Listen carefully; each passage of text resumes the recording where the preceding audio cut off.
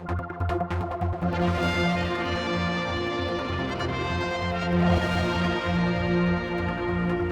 I've come down to Castle Rushen. It's beautiful here. Look at this fire behind Katie. That's not a fake one, that's the real McCoy. No, it certainly is. Thousands of years that would have been happening like that. This is fantastic.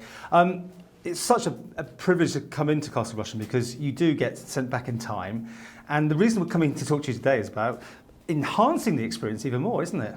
Very much so. We're always keen to try new things at Manx National Heritage. And one of the ideas we've had over the past couple of months actually is the idea of doing a bit of theatre at some of our sites. So we're in this fantastic building today, the wonderful Castle Rushen. And we thought how wonderful if we could somehow, certain days of the year, populate some of our sites with museum theatre performances. So next Thursday, the 18th of April, I'm holding a meeting at the iMuseum in Douglas for anybody who's interested in forming or joining a group of historical players, I'm calling it, I think, at the moment.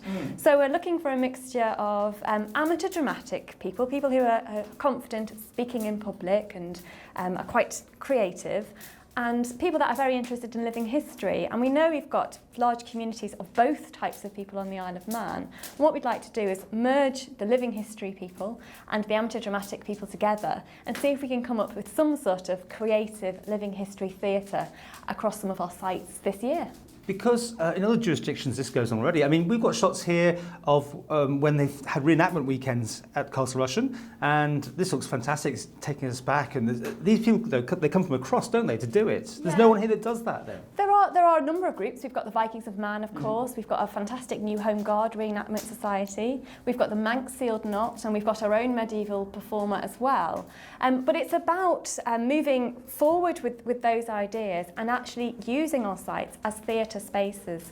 So, for example, we've got an event planned for the summer, for July at Castle Rushen, where, without giving too much away, we're going to turn the castle into one big promenade theatre. It's going to be very exciting, we're going to be very secretive about it, and that's one of the reasons we'd like to get this historical performance group together to help us in July, as a trial, if you like. So you're going to be the conduit to see what interest is out there, get in touch with you and come along to the meeting. Absolutely. And we're not just sort of flying in the wind here, we're modelling it on something that happens in Guernsey. There's a company called the Guernsey History and Action Company. They've been running for 15 years, and they have a relationship with Guernsey Heritage whereby this fantastic group of performers, players, just basically in the summer season, come to Guernsey Heritage sites and put on little productions, 15-minute long, just to entice the audience. And the key to it is it's promenade theatre. So it's not about being on a stage and projecting and pronouncing. It's not about that. It's about being able to interact with visitors